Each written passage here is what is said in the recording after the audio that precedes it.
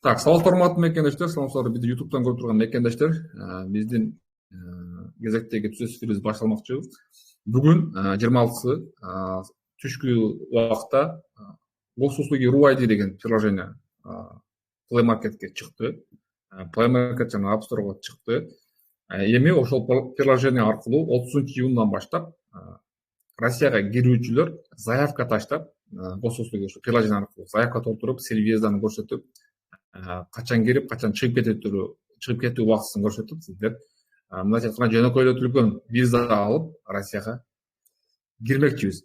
Мына ушундай жаңы эреже күчүнө кирди. Бул жөнүндө мындан ары мурунда аябай көп маалымат бергенбиз.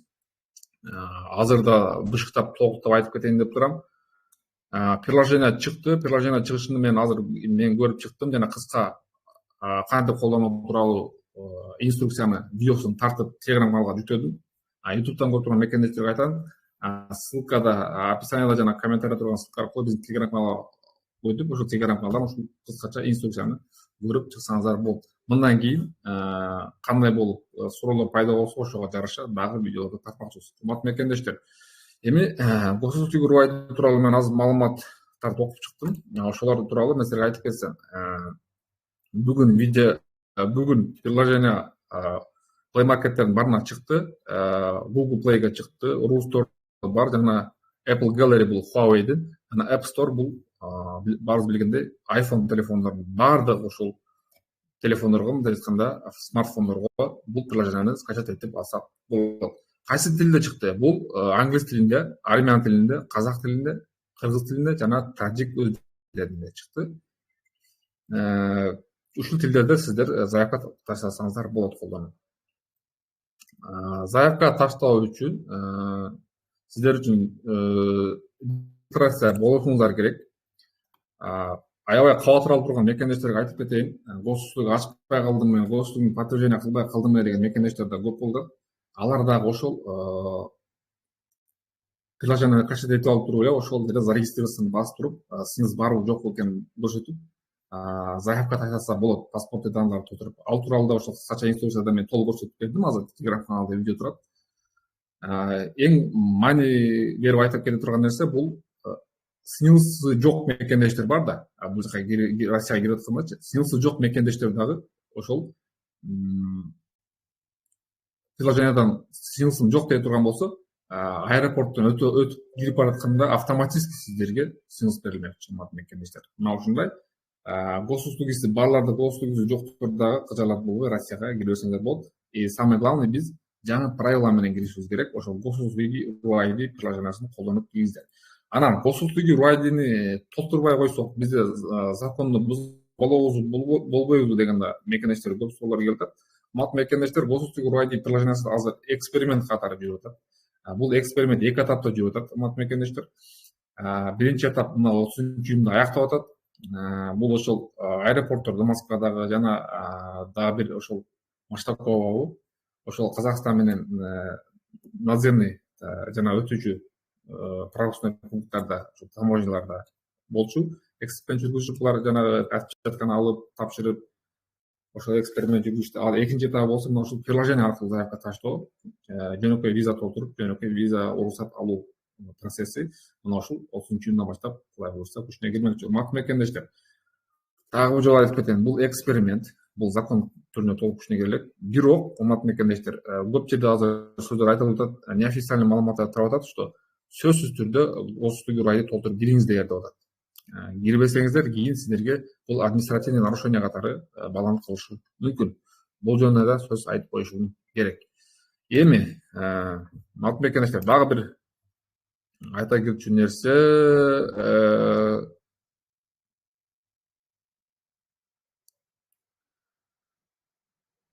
ушул эле приложение RuID приложение аркылуу сим карталарды дагы регистрация кылса болот экен.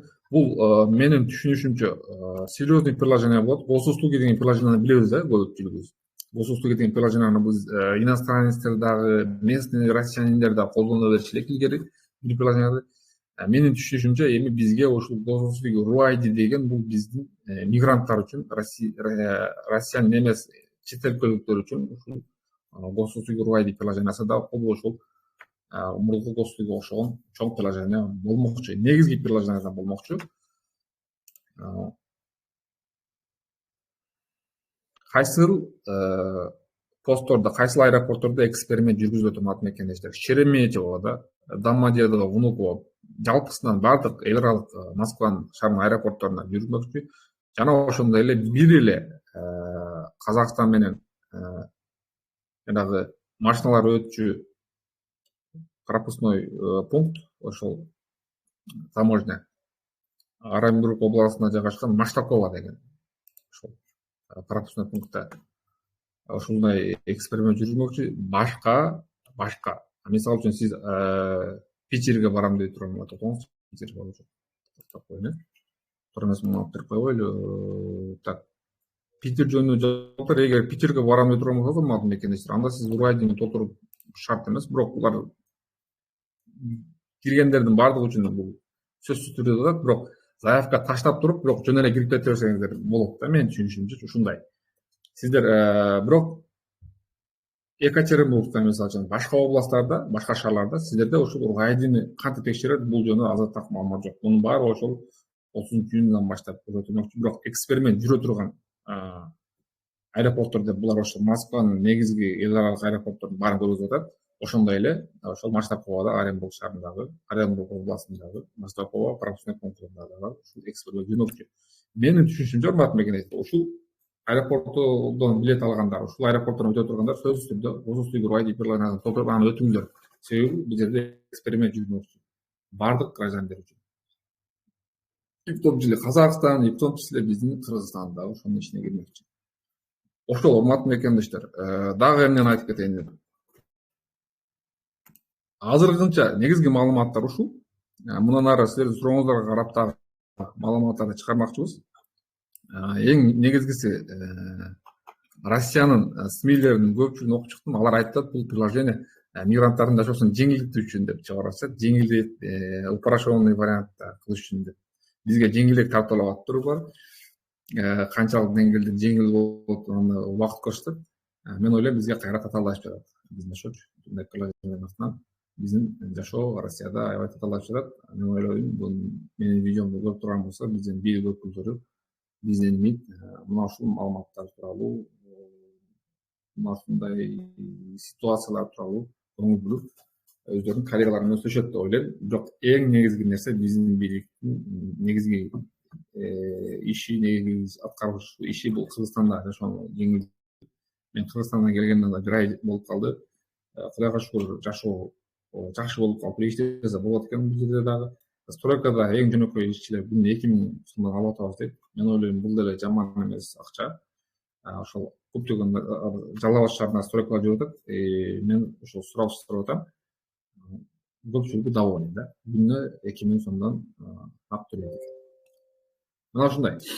Эми урматтуу мекендештер, видеону көрдүңүздөрбү? Көрдүңүздөр, кандай суроолор пайда болду Руайди боюнча, или башка суроолорбу? Сурооңуздарды берсеңиздер болот. Нектар, биринчи сурооңузду бериңиз, андан кийин БС. Лотоник. Да, болот атат. Да, болот атат. Менден суроо бар да. Могу 30-чы, приложение чыккандан бери, эгерде биз 3 күн ичинде биздин өзүбүздүн квартирабызда турбасак, штраф болобу, кандай болот? Ушундай закон чыктыбы деген суроо берейин дедим да. Жок, мен азыр эфирдин башында айтып кеттим, бул эксперимент урматтуу мекендештер. Закондо бул жөнүндө азыр нарушение катары баалап алынбайт. Бирок неофициальный маалыматтар тарап атат. Желательно толтуруп бериңиздер, кийин бул жөнүндө административный нарушение болуп калышы мүмкүн деп атат. Эми 72 часа дегени 3 сутка бул. 3 сутка дегени бул минимум 3 сутка мурун ташталат. Мисалы үчүн бүгүн 26-сы. Биз августта барам десеңиз, батасын жазып, августта кирем деп туруп. Ким? Августта кирем деп туруп, заявка таштап койсоңуз болот сиз. Августтун датасын көрсөтүп, заявка таштабаңыз болот. 3 ай мурун таштап койсоңуз болот. Андан мурун да көп таштап койсоңуздар болот. 72 саат это минимум 72 саат. 48 сааттан алдын ала албайсыздар. Болбойт ол. 48 алдын кылганда уже кечиктиңер да. 72 саат минимум 3 сутка мурун таштап алат да. Эгер 2 ай мурун барам десеңиз, азыр уже 26-августка таштап коюңуз. Боло берет, эч ким аны сизге таштап дебейт да. Кеч таштадың, эрте таштадың дебейт. Это нормальный. Бирок эң негизгиси киргенде да чыккансындагы датасын көрсөтөт экенбиз. Мен оюмча, эгер ошол датада чыгып кетпей турган болсок Россиядан, анда бизге ошол жанагы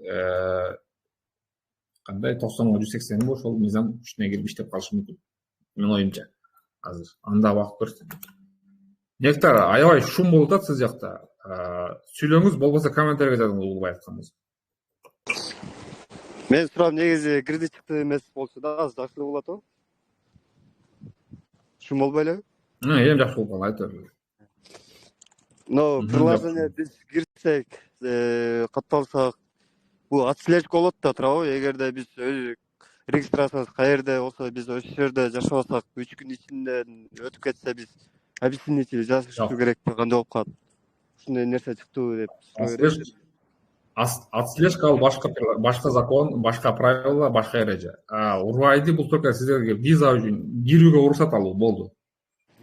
Ошо приложениянын ичинде көптөгөн регистрация башка маалыматтар бар.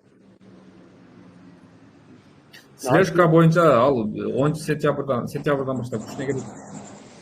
10 сентябрдан баштап күчүнө кирет ал эреже. Ал эреже күчүнө киргенде дагы ал да эксперимент болгон. Эксперимент ал 4 жыл болот. 4 жыл болот дагы, 4 жылдан кийин анан чечилет. Пока биз анда Москвага киргендерге обязательно деген маалыматтар бар. Регистрация мындай кылып жүрө берсек болот экен да. Регистрация кагаз жасата бериңиздер. Хорошо болот. Сурап. Пока кыла бериңиздер. Сентябрь келгенде Москвада жүргөндөр возможно бардыгыбыз да кылып калабыз ошол жаңы эреже менен. Мен ойлойм кайра жакшы болот. Себеби сиздер мындай мобильныйыңыз болсо, ошол уведомление таштап коесуздар. Болду, ошо менен жүрө бересиз. Кагаз жаса, тиге бар, хозяйкага жасап, меники просто өзүм жашаган жерге районго койгом да регистрациямдычы. Өзүм башка эмеде квартирада жашайм да. Просто ошол эле райондомун да. Анан кийин объяснитель жазып калбаймбы, эме болбойбу деп атпаймбы? 3 күнөн өтүп кетсечи. Отслежка болот деп уктум эле да. Пока жок. Пока ал жөнүндө так маалымат жок. Бирок эксперимент дегенден кийин акысы жок дейсиздер, наказание берген. Это эксперимент. Ал карап көрүшөт 4 жылдайчы. 4 жыл жүрөт. Хорошо. Пока паника кылбайбыз. Экинчи суроо мындай болуп атат. Бир тааныш эжемдин БС ID карта менен кириптир да, паспорту мененчи Россияга. Келип анан Альфа-банк, Сбербанк алайын десе, ал бербей атыптыр. Сеники ID карта экен, сен загранпаспорт алып кел депчи. Анан биометриядан өтө албай атат да. Не кылса болот ошону?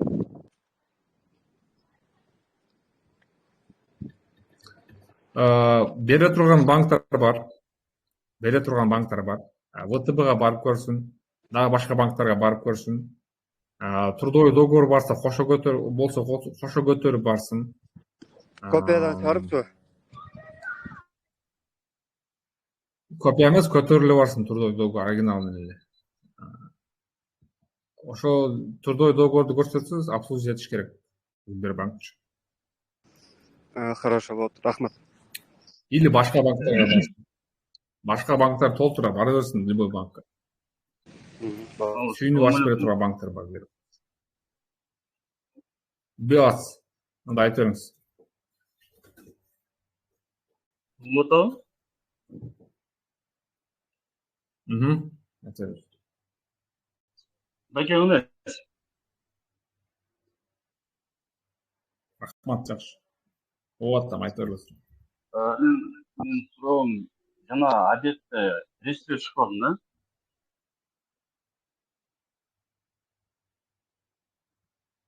Анан Саат обед 12-де болуп, анан жанаракта кирип карасам, отсутствует деп чыкты да. Чыгып калдым деп, анан кайра кирип карасам, кайра чыгып калдым да. Бүт документ жакшы эле. Эмне себептен мындай болуп атат? бүт документиңер жакшы боло турган болсо, ошибочно кирип калышыңар мүмкүн.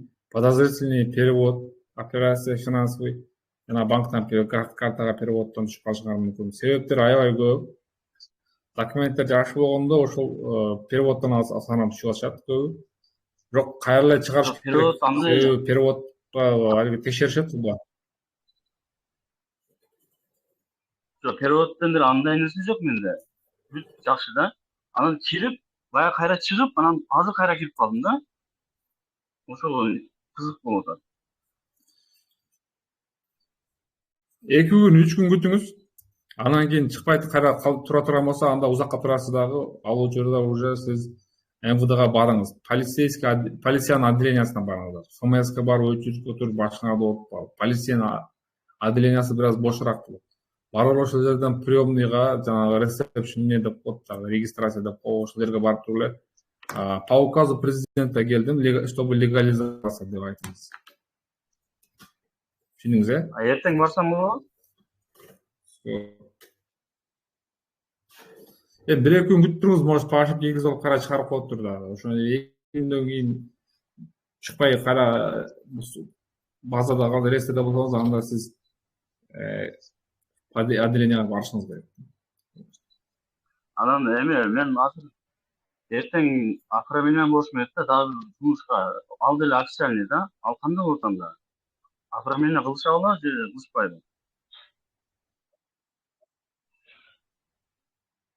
Неге направление кыл дейсиз? Түшүнбөдүм. Ишке, жумушка официально оформлениеге барам да, эртеңчи.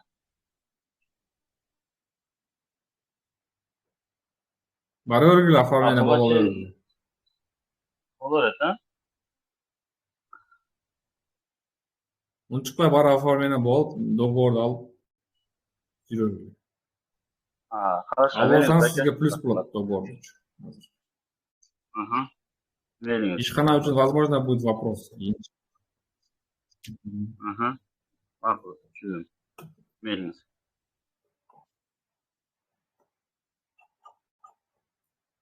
Мекендештер, кимде суроо бар дагы? Кезекке жазылабыз.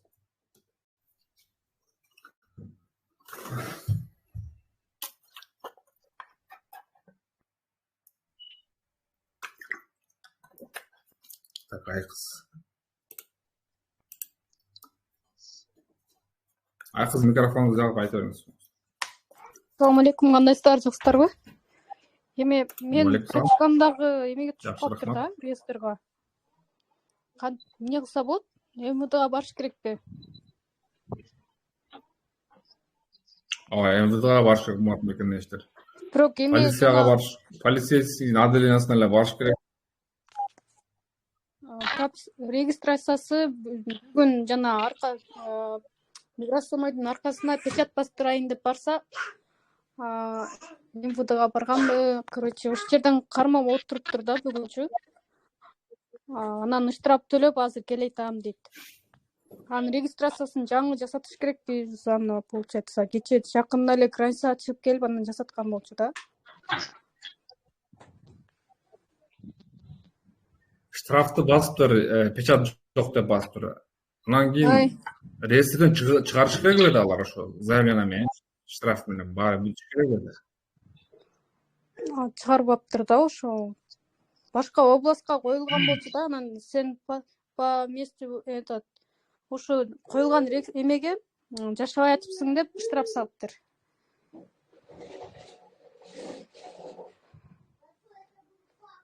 МВДга барасыңар, башка нерсе айта албайм. МВДга барып разобраться этиш керек.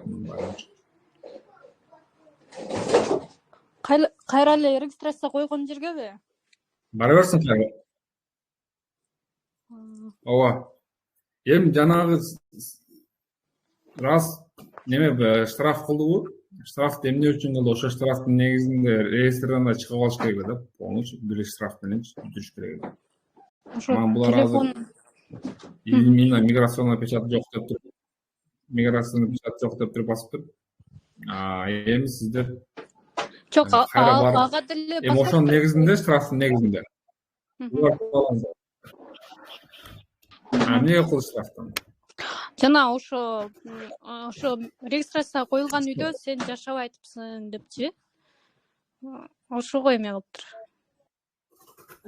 Эле. Протоколду карадыңарбы, көрдүңөрбү? Жок, мен Эмне экен эми протокол? келе элек азыр эми келе жатат да бала шифадан. Кыскасы айкыз, мен угуңуз. Бул связь начар болуп атат. Голос секим болуп атат. Бири-бирибизге жетпей, бири-бирибизди перевод этип атабыз. Мени угуптуңуз. Келсе, окуңуз, эмне кагаз берди колуна. Анан алар выдворение кылбастан, реестрге киргизбестен булар штраф жазган болсо, анда ошо менен негизи штрафтын негизинде 10 күн убактыңар бар. Кайра регистрация узарткыла. Башка регистрация таап туруп, место таап туруп, ошого кайра узарткыла. Все, можно, да? Все, болду. Хорошо, анда. Ооба, штрафтын негизинде 10 күн убактыңар бар. Все, хорошо, рахмат анда. Мойрай, бере бересиң. Даярдансың, Ясмин. Assalomu alaykum. Menda mындай суроо эле. Жолдошум экөөбүздүн регистрациябыз немеде хостелде да. Анан 2 кичинекей балабыз 10 айлык 4 эме чыкты. Алардын регистрациясы жок. Негизи биз ушу 11 жылдан бери бир квартирада снимать этип ушул жакта жашайбыз. Хозяйкабыз койбойт да. Анан арга жака койгонбуз. Биз эми азыр хостелдебиз. Анан менде мындай суроо болуп атат. Азыр ушу кичинекей 2 бала үчүн реестрге түшүп калса, азыр штраф жазат экен, анан родительдерине штраф жазып туруп, экөө тең депортация болот дегенди уктум да. Атасы да, апасы дагы депчи. Биз мисалы хостелге бул кичинекей балдарды койбойт экен да, биз койдуралы десекчи. Анан ушул реестрге түшүп калса, ошо хостелдики менен биз чыгара алабызбы? Башка варианттары барбы деп сурайын дедим эле. Хостелдеги регистрация менен, если реестрге түшүп калса, ушул балдарыбыз чыгарганга мүмкүнбү деп.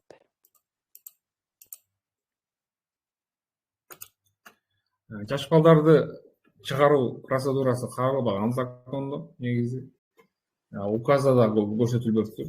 Именно жаш балдар эмне болуш керек. Бирок жаш балдар менен ата-энени айдаганга болбойт.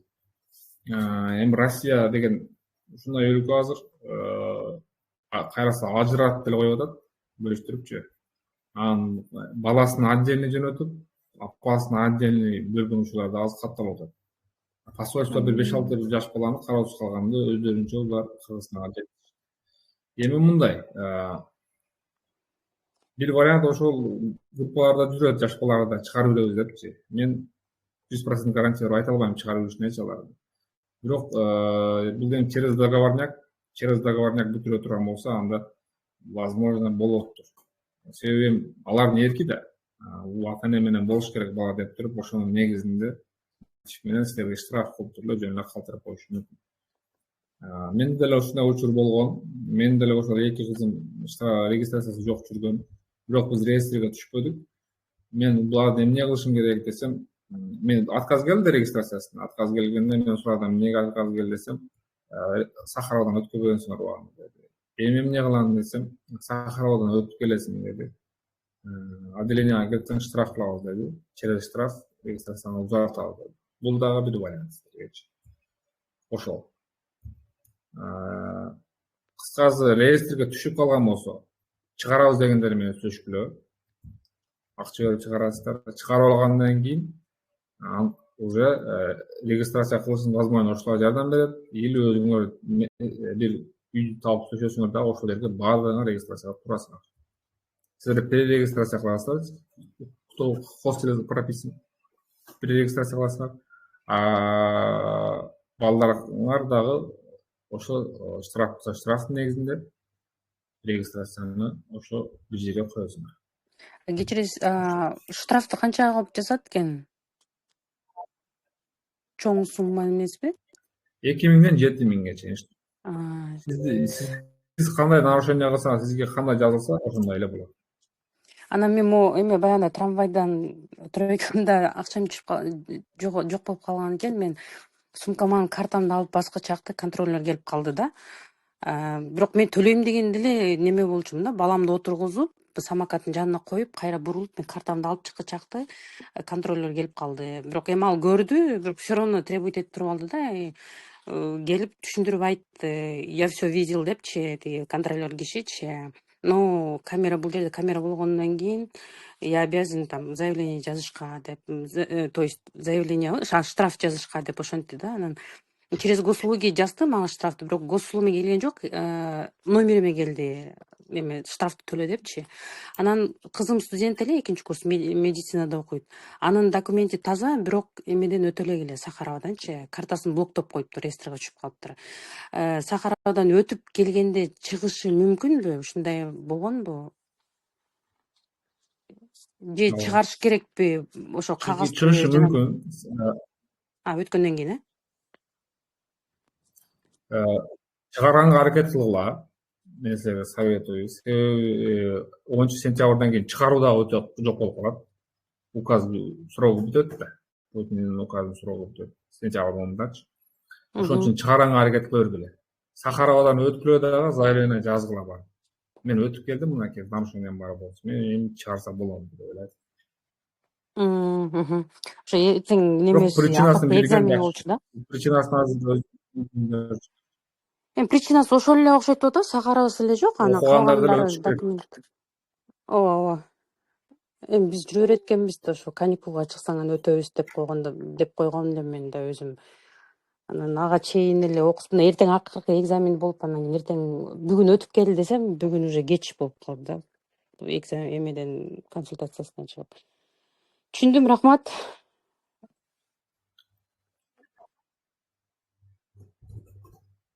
Ясмина, сурооңорду бергиле.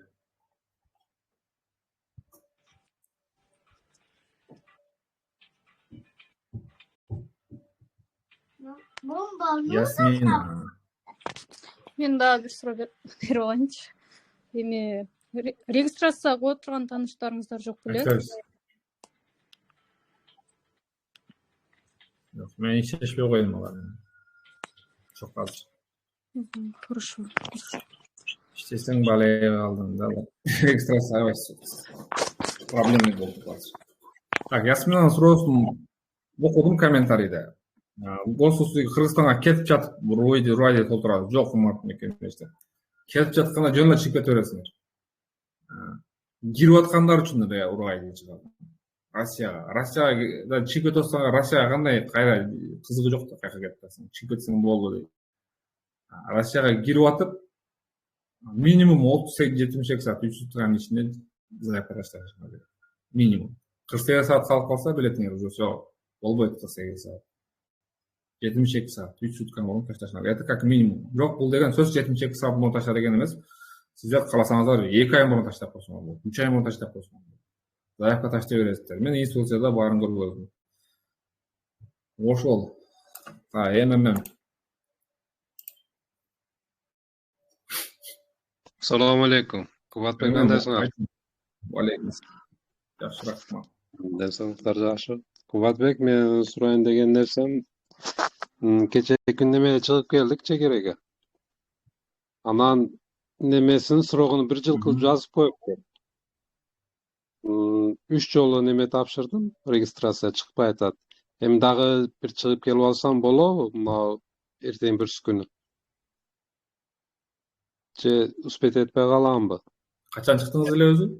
Men 8'inde çıktım ele, ayttan keyin. Kaçan çıktın? 1 ay bol ele. Bol öyle, çekileriz. 30 günün içinde. Neme bir yazıp koyupturdu, oşo sebepten atkazып bilmem. Nemeçi? Sırogunu 3 ay yazış gerek o, oşonu tolturgan kişi 1 yıl kılıp yazıp koyuptur. Boluş mümkün. Причинасы ошол болушу мүмкүн. Мына 29-дарында чыксам болот. Барып алмаштыр. Боло берет. Же мындай кылыңыз, ошол мисалы үчүн Озенкиге бардыңыз байкабарбыз, ошол жака барганда границага. Мен немеге бардым эле, Оренбургга. Мен ушул жерден толтурган элем деп. Оренбургга. Айтып көрсөңүз эле болот, эми билбейм. Лучше чыгып келгениңиз эле оңго. Хотя сиздикин деп ошибка болгондо, ошо пограндагылар жооп бериш керек. Сөзсүз түрдө. Пограндагылар сөзсүз жооп бериш керек. Алардын милдети да. Аларга нарушение ошолордун косяги болчу. Анан биз өзүбүз толтурганбыз да аны ручка Бирок сиз менен. кирип чыкты кылганда сиз эчтеке бериңиз. Сиз өзүңүз Ручка толтурдуңузбу? менен. Өзүңүз бир жылдап коюпсузбу сурокту? Ооба. Эми мен өзүм эмес, баягы немелер. Шофёрлорчу.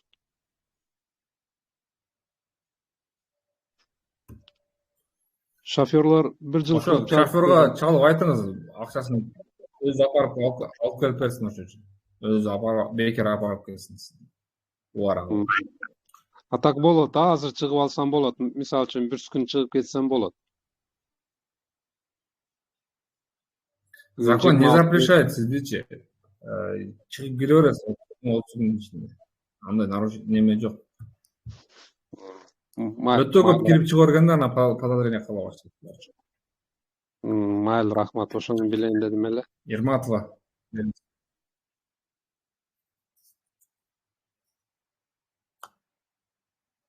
Ерматова сизди угуп атам.